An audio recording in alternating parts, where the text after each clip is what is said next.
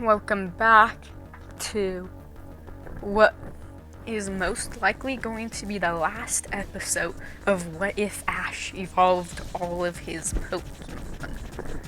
Now, I will talk a bit about some stuff after this episode ends, so stay tuned for essentially the end credits. But the episode starts with Kurum sending an ice beam out at an Ash, with the two trainers quickly jumping out of the way. And now it's time for a Pokemon battle. Now, Ash took N's advice to heart, and so he has changed his team very greatly. And this is proven when he sends out his first Pokemon, Charizard. The flying fire type is able to narrowly avoid an attack before landing a flamethrower. But unfortunately, this is going to be the only attack that Charizard gets to land, as neither Ash nor Charizard are ready for just how fast and powerful this legendary dragon is. Now, in all fairness, the only legendaries that Charizard has ever faced is Entei, which he lost against, and Articuno, which he only just won against.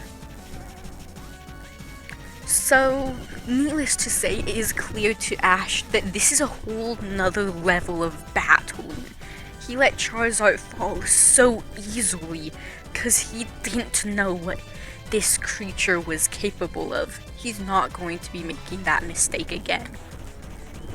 So out comes another Pokemon that this one he chose specifically for typing, Houndoom. The fire type is fast and much smaller than Charizard, thus less of a target. Because of this, it's able to stay up longer than Charizard, but in return, 2 flamethrowers only do the same as 1 flamethrower from Charizard before it's frozen by an ice beam. Looking at the dragon, Ash can tell that it has not taken nearly as much damage as he needs. So for this next Pokemon, he's going to have to really go all out. There's no way that his Pokemon can keep dodging for long, so the new plan is to do as much damage as possible in as little time as possible. So out comes Sceptile with this goal in mind. Sceptile does have an impressive record when it comes to battling legendaries. And by that I mean it defeated a legendary, Darkrai. And well, it definitely has a poor typing. It is able to get in close, release a Leaf Blade and a Solar Beam before being taken out. And so out comes Infernape.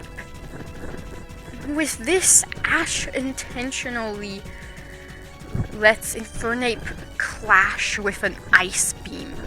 And fortunately, Ash is right. Using a fire move, Infernape is just barely able to negate enough damage that it stays standing.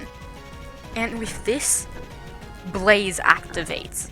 And Inferno's Blaze is naturally ramped up to 101. So when Ash calls for an up-close Flare Blitz, this finally lowers Kuruma's HP enough that Ash can actually see winning this battle as possible, though Infernape is down. So out comes Ash's final Pokemon, Samurai. Not final, sorry. This is second to last. And using Aqua Jet, Samura is able to avoid Ice Beam long enough to land a solid couple of hits. And with it being a Pokemon quite literally made for close quarters attacking, it is able to land a few razor shells when it gets close before Kurama takes it out. And so out comes Ash's final Pokemon, Pikachu. Kurama is starting to look tired, and Ash has the feeling that this is possible. A quick attack hits but does barely anything, and only an Iron Tail is able to prevent Pikachu from being taken out by Dragon Claw.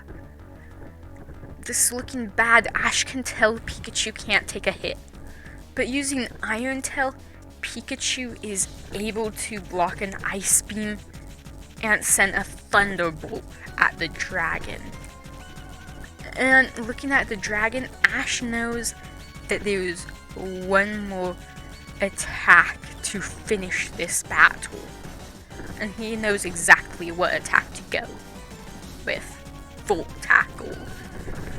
Pikachu immediately charges at Kurama, being surrounded by electricity. A quick attack that is far stronger than any quick attack should be. Full Tackle is able to avoid the follow-up Ice Beam and slam into the chest of the monstrous dragon. And with this, Pikachu is defeated by the recoil damage, but that's not all, as Kurama does something that they didn't know was possible. It disappears in a flash of light, being replaced by a strange, round, grey stone. And this greatly shocks N, but yet it feels right, as he holds out two stones much like the shape of this one, though this one is in the middle of them in shade. Black, white, and now grey. Ash confused questions N on this, and N explains that the black and white ball belong to two dragon-type legendaries who once were one with Kiram long ago. And now it seems that Kiram also has a similar resting mode as they do, and picks up the ball wondering what to do with it. But looking at the trainer who works so well with his Pokemon and have such a variety of them, and was able to somehow handle the dragon and knows what to do, he gives the gray ball to Ash, saying no doubt there are some remnants of Team Plasma, and this dragon has always been a problem to the people of Dragon Valley, so he hopes that Ash might be the trainer that is able to train the legendary dragon. And Ash accepts the ball, and that is the final episode. So first of all of the Pokemon Ash currently has with him are in this photo, and by that I mean the ones that he can use. So there are a few not here like Pidgeot and Blastoise, but see if you can spot all of the Pokemon that Ash has. Anyways, so some things. I haven't been uploading as much, and that's because I ran out of suggestions and ideas for what ifs. So I waited a little for inspiration, and now I'm working on a few new what ifs. So you should be seeing them start to pop up soon.